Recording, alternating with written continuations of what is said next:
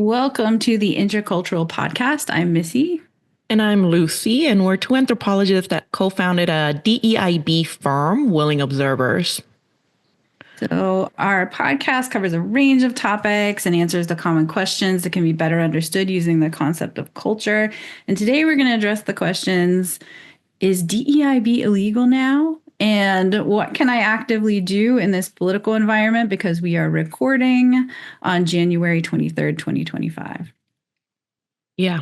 Our original questions were before January 2025.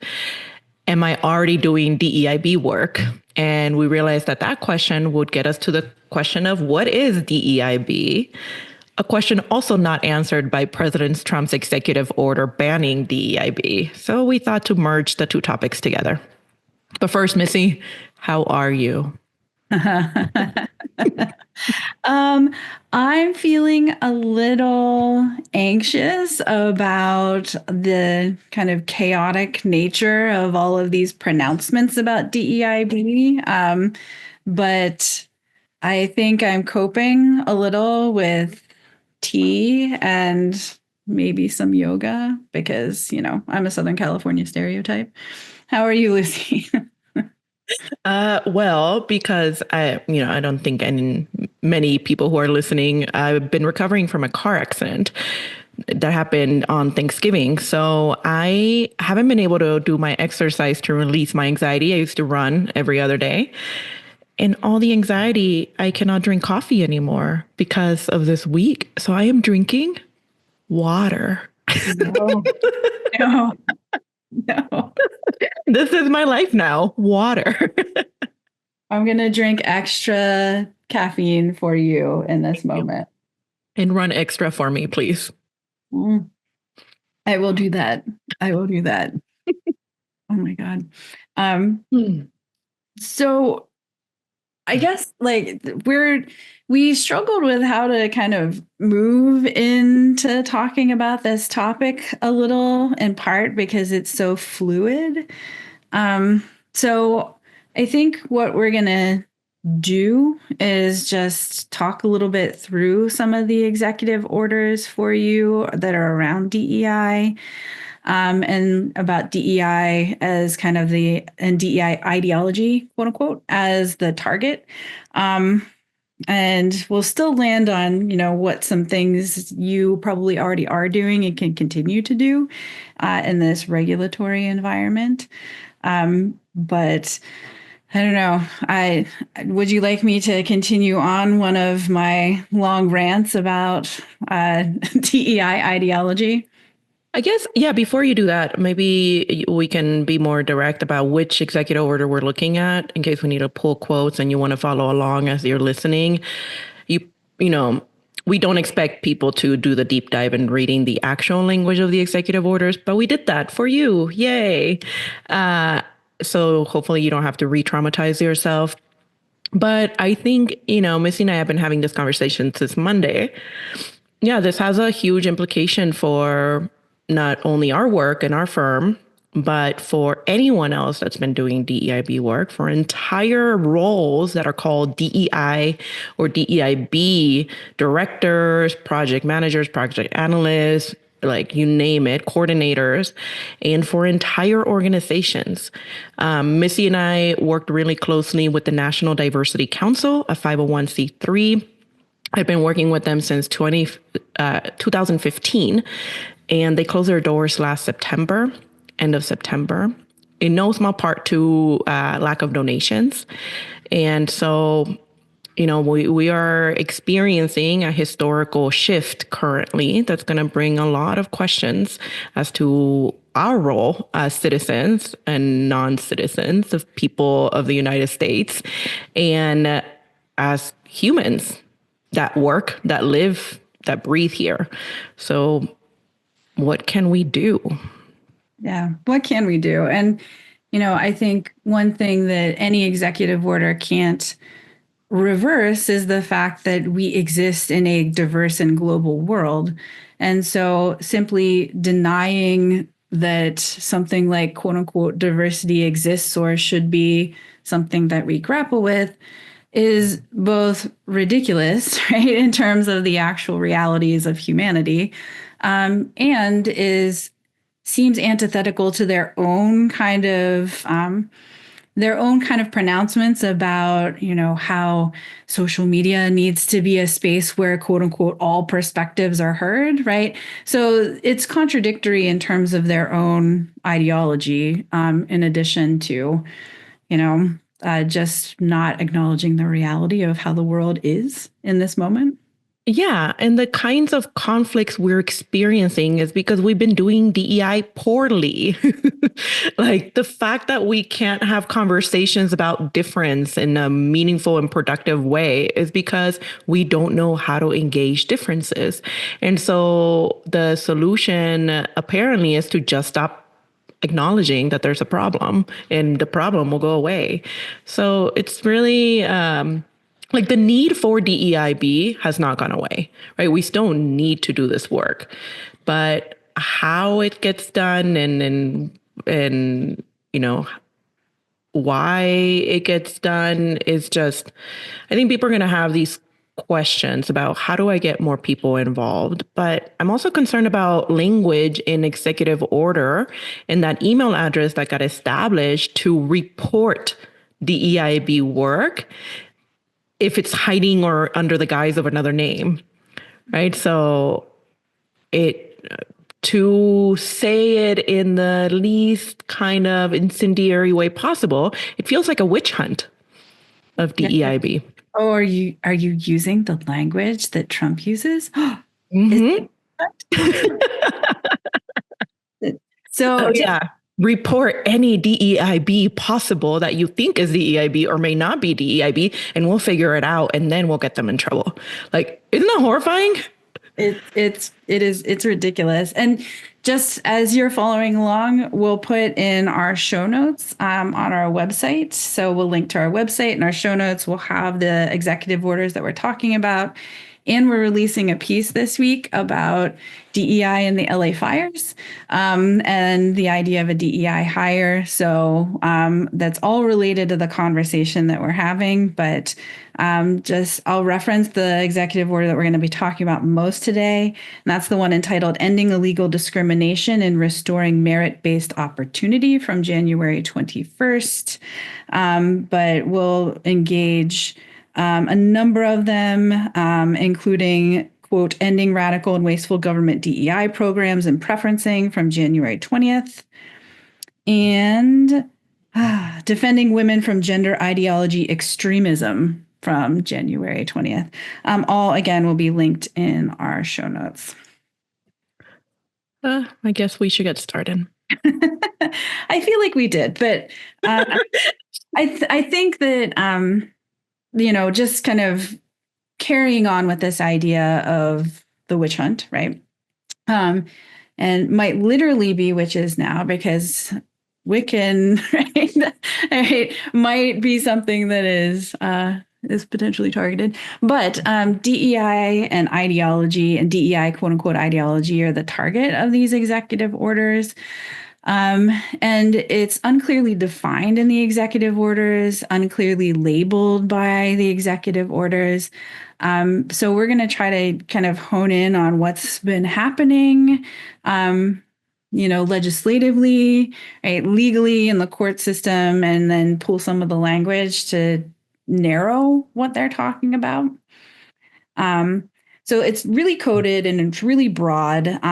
So one thing to know is that the fact that it's not defined is part of what is a little scary about it, because as Lucy noted, you can report anything that you suspect being this kind of activity, which means that there's kind of a broad scope that might be labeled as such. The Trump administration is very clear to say in all their executive orders that the purpose of them is to appropriately, right, enforce anti-discrimination policy based on the existing law. So, that's also now very confusing, right? So DEI and DEI ideology aren't defined, and they are enforcing anti-discrimination policy by getting rid of DEI. That sounds confusing to me. Does that sound confusing to you, Lucy? Yeah, and the other part is in the text, it says it's threatening the safety of people. Like, what? Is this another mention to the fires? DEI people are causing fires and therefore it's literally murdering people? Yes, it there, and that reference too is in, I think, the third executive order that I mentioned, no, the second one about DEI and federal kind of sectors, where Trump has referenced that like somehow the diversity programs for, I believe it was the TSA, right? It was aviation, were harming people. And then, so the idea here, listeners, is that DEI is not merit based. So people that are incompetent, as they perceive it, are getting to be in this really important roles of society where now they're in charge of people's health and safety. And so if they're incompetent because they didn't get there by merit, then they're threatening our lives. Right. That is their thinking there.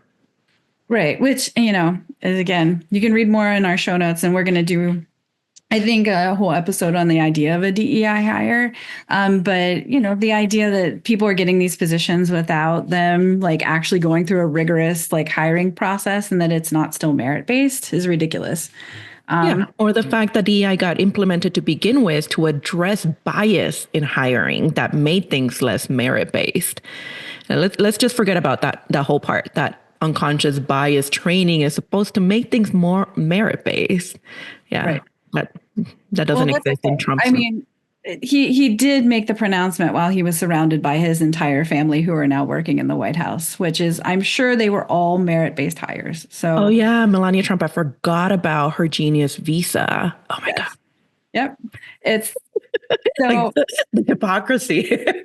yeah, and it really is hypocrisy on every level. And so DEI and DEI ideology, like, under attack. What is it? They themselves are not defining it, and it seems very kind of counterintuitive and contradictory. But there is a legal history here that they are drawing from, especially when they say that they are quote unquote enforcing, right, anti-discrimination policy as it exists. And they're referencing the Civil Rights Act of 1964, right, Title VII, Title IX, which we can also link in our show notes. But all of these policies that have existed since the 1960s and 1970s to create more equity, right, and to create more diversity in and equal opportunities in employment, right, in education. So the Trump administration claims that what they are doing now is enforcing this policy. Yep. So what does discrimination mean now? So here, okay. The brief version is that there has been in the past, especially in the past few years, but this is also something that harkens back to the 1980s, is thinking about the concept of quote unquote reverse discrimination. Mm-hmm. Where if you have sex-based discrimination, that the whole concept of the law was created to equal the playing field, for those who are gender marginalized, largely women, right? Later, the LGBTQ plus community, specifically now the target being trans people and non-binary people and intersex people. But to level that playing field, right, you create a law that creates equal opportunity. But, any claim of reverse discrimination basically then says that sex discrimination can also be discrimination against, right, cishet people, right, men, right, people that historically have not suffered because of sex discrimination. And the Trump administration is drawing from that history to say that discrimination, sex-based discrimination, is discrimination against men, right? Or is discrimination against cisgender people, right? Or right, heterosexual people. And that is incredibly problematic if that's going to be the flip about how we're enforcing discrimination. But it's interesting to me, and I should say, Missy's former life, she was going to go to law school, so we're really happy and privileged to have her here. But the really interesting thing to me is that previously there's this popular acknowledgement that discrimination seems to be more interpersonal. Like discrimination is only about races being racist, having beliefs that they are more superior than others. But it seems like the Trump president has acknowledged that discrimination is embedded in policies and processes and structures, just the DEI ones, not the whole structures of the United States of America. So that to me is like an interesting turn of events in terms of how discrimination is defined to acknowledge the systemic issues, but just the ones that are targeting the cishet white men. Right. It's very specific. It's really narrowly tailored in a way that, again, is problematic because even in the law that JD Vance, our new vice president, proposed several times. I think he introduced it, but it definitely was introduced but not passed in 2024, says that you can't talk about systemic oppression. So there's another contradiction because, again, they're not big on defining their terms, but really, I think that's a tactic. Like, it's a tactic. Yeah. I mean, making things really vague allows for the possibility of just a catch-all kind of approach to making various kinds of things that could be called DEI illegal. Mm-hmm. I mean, we're talking about, before there was DEI, there were a lot of practices that got incorporated into DEI. So things like mentorship programs, like you mentoring someone who comes to you because you look similar to them, because they want to see you as a role model and to be guided by you. That's DEI activity. So now what? We have to be careful about who we mentor and make sure that we are not seen to be preferring people who look like us in terms of mentoring them and not preferring white men. That's a really slippery slope for the kinds of activities we can do in the workplace. Absolutely. And, again, I wonder how, if that is made in some way like illegal, then how is the Trump White House going to function as they are all connected through marriage or blood and have basically, right, been mentored, right, by family members or close friends to get to the point of holding a position, right, in the White House or in the administration? Oh, yeah. I mean, no one's going to take the, legacy admits away from Harvard. That's not going to happen. Right. But yet we, that executive order canceled and revoked many other executive orders that presidents had put in place to establish equal employment opportunity. Yes. So I guess a couple things we're thinking about, right? So, we're jumping around a little because, again, this situation is fluid, but again, DEI and DEI ideology are the target. They're broad and not defined. What discrimination is now is unclear, but there's some legal history and legal precedent around Title IX, the Harvard admissions decision about affirmative action, some state level cases about discrimination that I've been reviewing and writing about. Like, all of these, right, give us a little kind of window into where we're going to that reverse discrimination place. But there's a lot of legal challenges, right? These executive orders, I want to make the point, they are pronouncements, and some of them will have some immediate effects around, right, the federal government, and they will kind of shape the way that enforcement activity happens, but they are not, right, immediately law, right? They don't reverse like existing legislation, and they are going to be fought in court. So there's, just know that there is also a hefty kind of legal wrangling that's going to take place around a lot of this before anything really happens in a lot of different spaces. Yeah. And I want to make a point about the executive orders that were revoked. Some of it, even though they have the title in them and they're about equal employment opportunity, that doesn't mean that now we don't have laws protecting equal employment opportunity. Because as Missy said, there's things that are codified in the law that he can't just change. But there are some things that we've been relying on that haven't been codified in the law.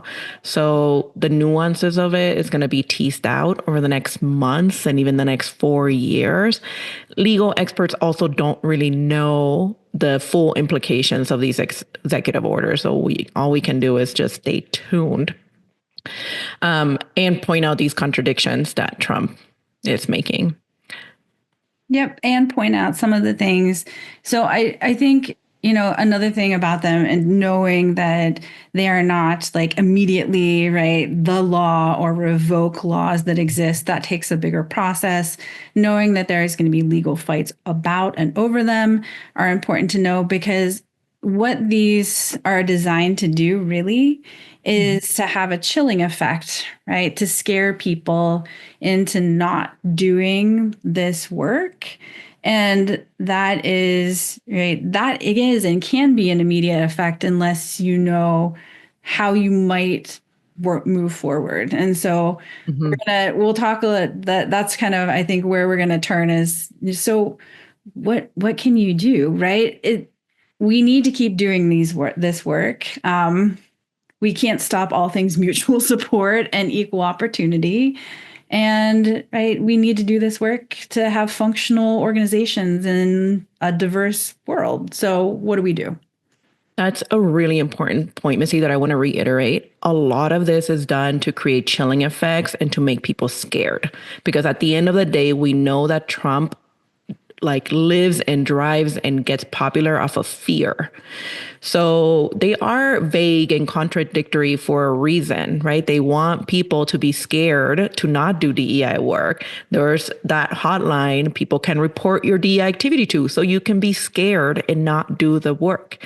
Similarly, we're not talking about this too much today, but the immigration executive orders, right? They said deportations were going to start in Chicago for a reason, to get people scared so that they could self-deport.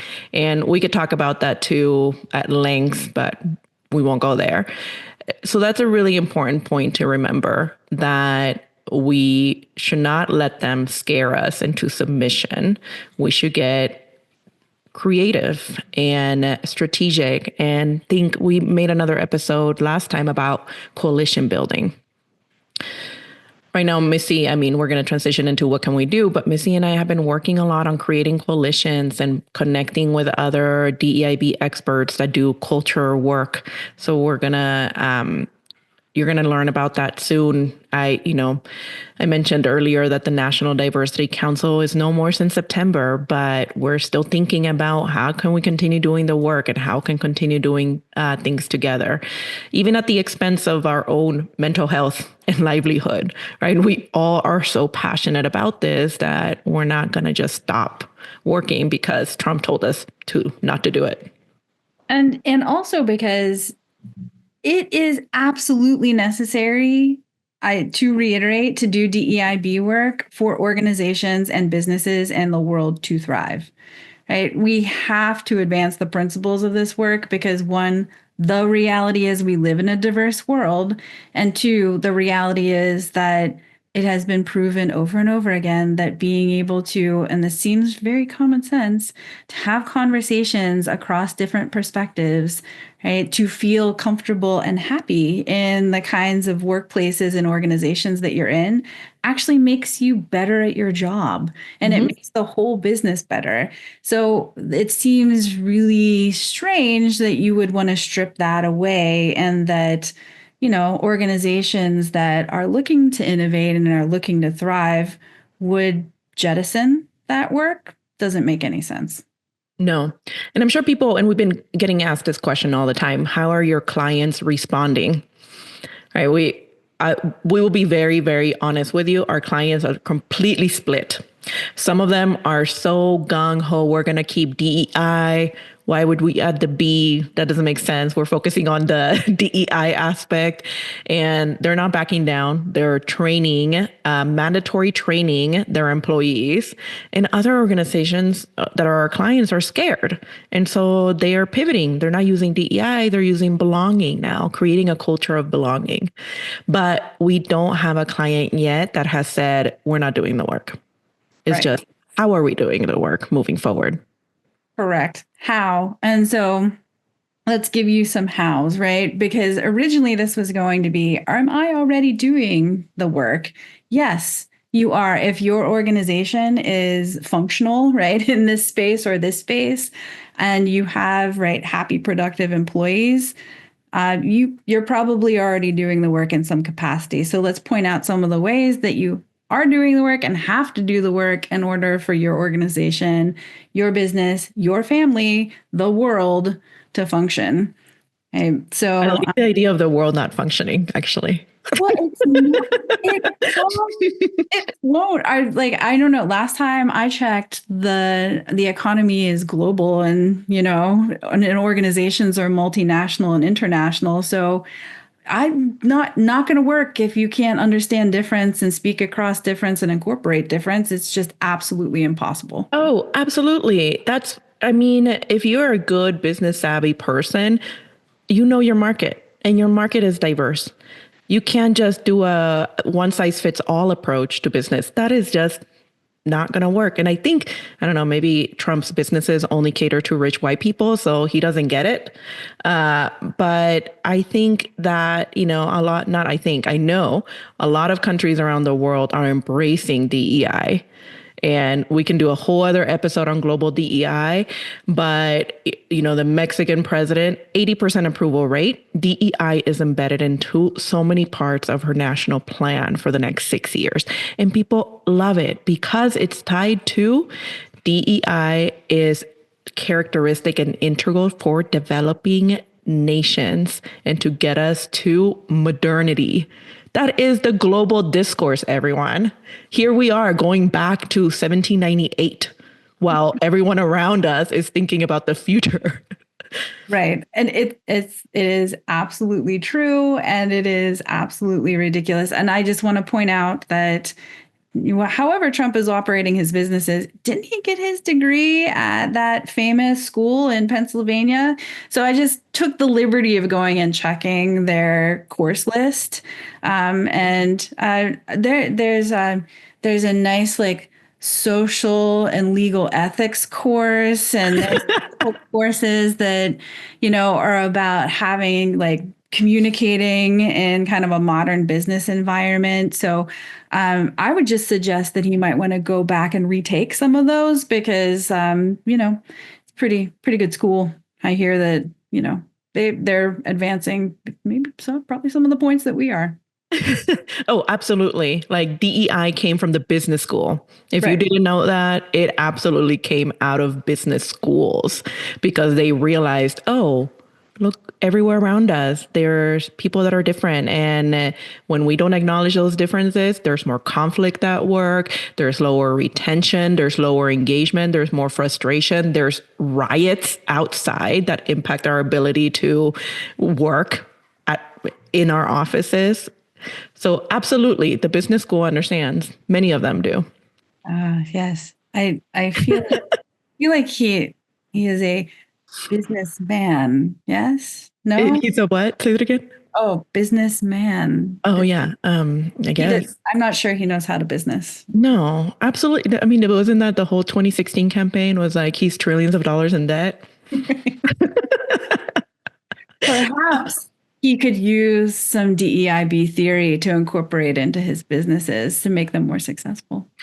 Yeah, maybe that's why he went into politics because he kind of was failing in business. So he thought his racist ideas would make him popular again and rich again. Actually, that makes sense. That's a good.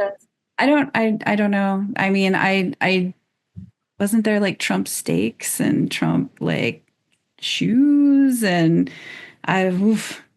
so many good things.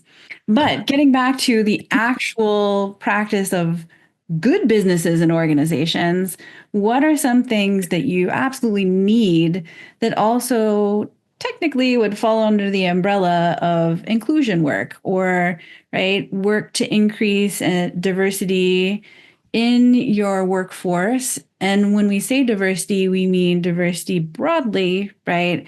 It's not only right sex and race and gender, right?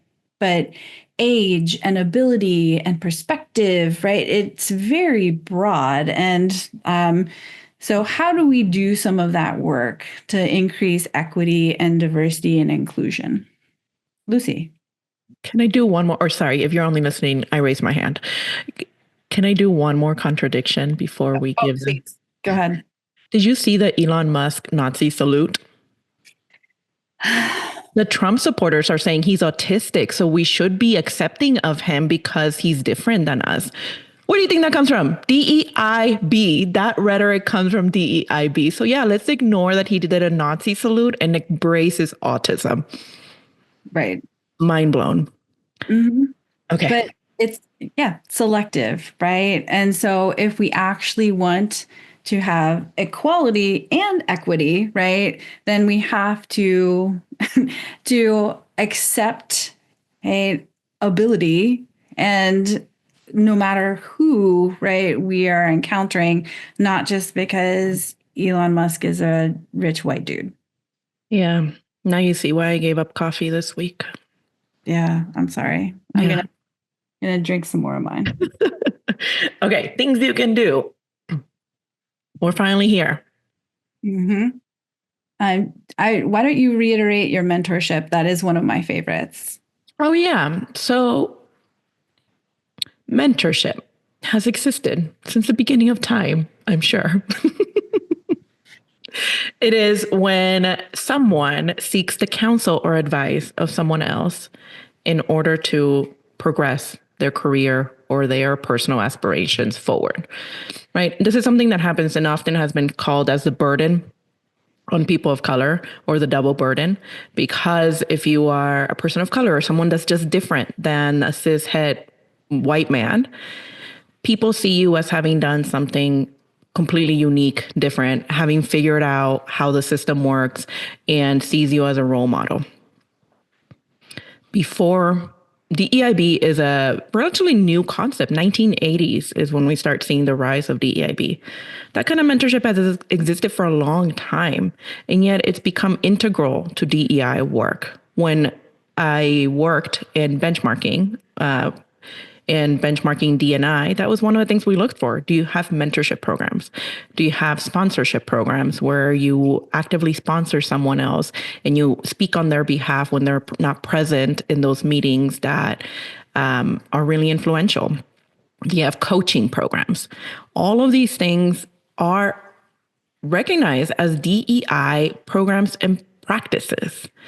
Whether they happen informally or formally, that's a separate issue. DEI seeks to make those things more formal so that everyone can have access to those opportunities, and it lightens the load on people who do them out of the goodness of their heart, and it creates a burden on them. Right? I think we're going to see degression. Is that the opposite of progression? Is that a word? It is now. Okay. I think we're going to see a lot of rollback from formal programs to informal practices when it comes to mentorship, sponsorship, and coaching. Or we're going to see organizations that are just relabeling them. They're no longer going to be known as DEI, but people are going to keep doing them. So to me, it's completely absurd that those would be eliminated because they're necessary for so many organizations and for people. Like, people want them. People want to be mentored. They want to be coached. And that's something that you can do. You can keep doing it.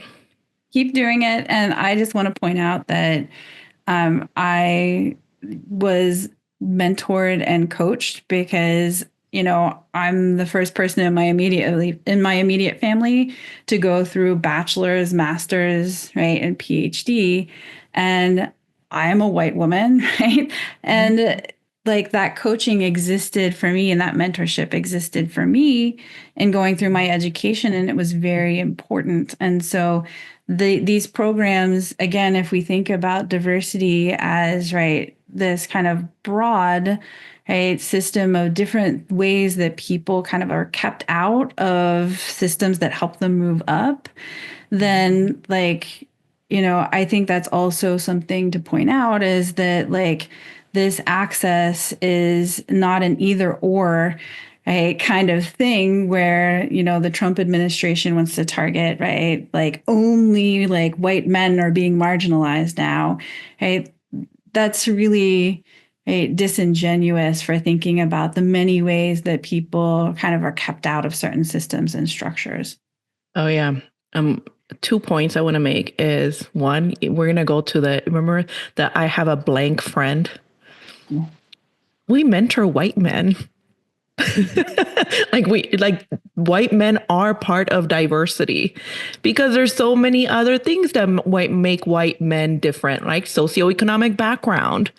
There's, a lot of lack of opportunities for white men who are from low income rural neighborhood that absolutely should be mentored and deserve to be mentored and coached and worked through. But different from other backgrounds, they benefit from white privilege. So we can't just ignore that either. Right. I was. These are intersectional. And so we need to understand that kind of intersectionality. We need to understand the different ways that people are marginalized. So this is like the way that this is being operated overlooks all of the different ways that people can and cannot be marginalized, right? And all of the different factors that go into how we think about the kinds of privileges and access that we have and we don't have.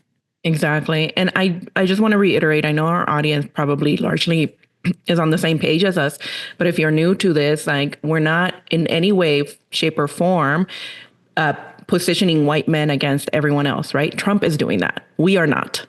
We do believe there's a world we can live in which we work together to dismantle inequities and work together to build a world that works for everyone, including white men. And in addition to that, if you are a person of color, so I'm a person of color, I'm a woman of color, I've been mentored by white men my whole life since I started in thinking about going to college in high school, right? White men were my teachers in high school. They helped me get into college. I went to UC Berkeley, where most faculty are white men. I was mentored by white men there too to get into PhD schools. And my advisor, name dropping Bill Maurer at UC Irvine, is a white man who cares very much about his students and his grad students' success. So thank you.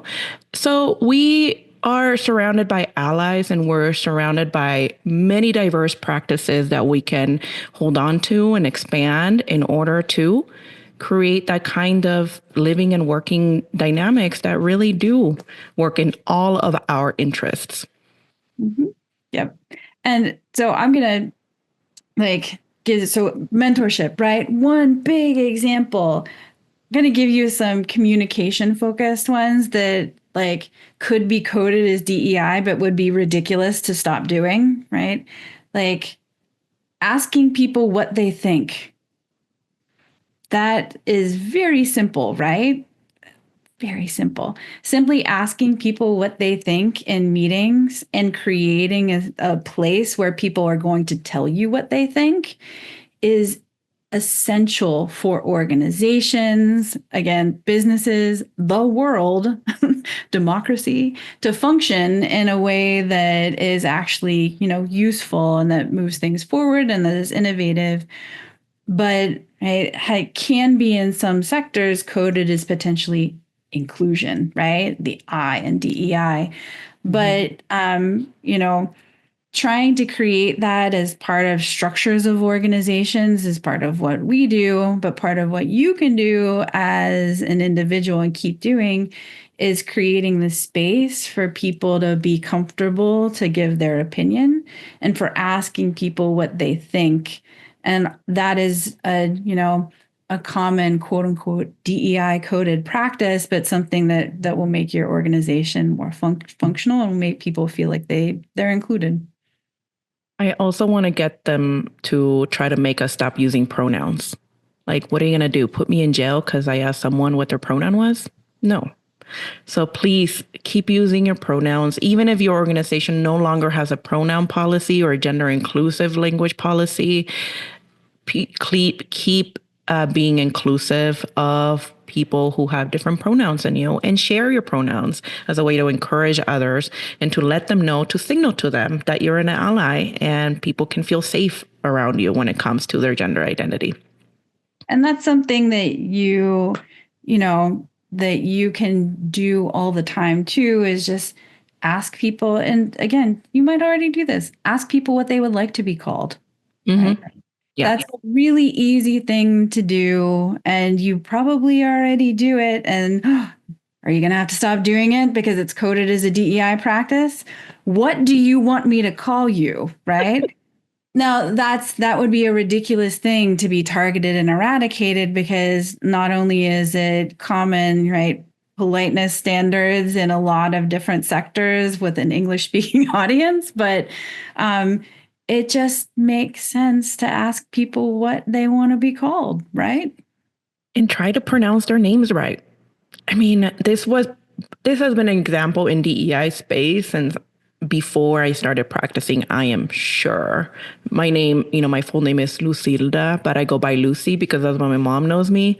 And at first, DEI, consultants, when I was a wee little grad student that didn't know anything, they thought Lucy was a whitewash name because that's what they were used to in the 60s and 70s. If you had a non-American sounding name, to give you a different Americanized name.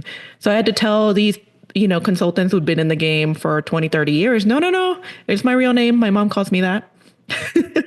So yeah, talk about people's names, try and make the effort to pronounce them. It takes a lot of practice, but people acknowledge when you're trying to include them. Yeah.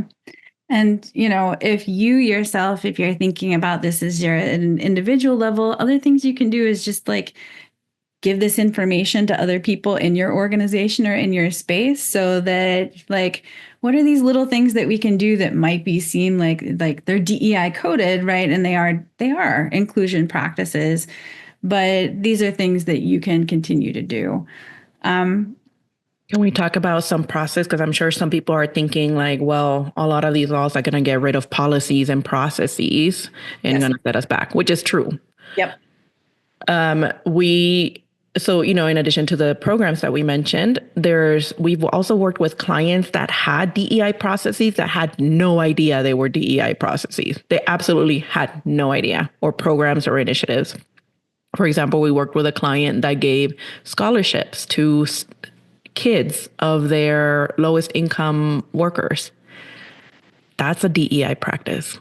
It's an equity practice that seeks to provide resources based on need to people from marginalized communities, the most lowest income of their workers. We still haven't told them that, right? We still haven't told them that that's equity. Yeah. They still don't know. If you're listening, yeah, right. But absolutely, if you're thinking about still things that you want to continue as part of your organization, that you need to stop naming DEI, and that's what we have to do for the next 4 years. That's what we have to do for the next 4 years. Yep. It's not, but it is. And there are other ways that we can think about it and talk about it, because you can't simply eradicate everything that makes a business function and function well, and makes an organization function and function well. You cannot. So having a workplace culture where people feel like they can speak up, right? That seems like something that you would want for your business. And we can keep doing that.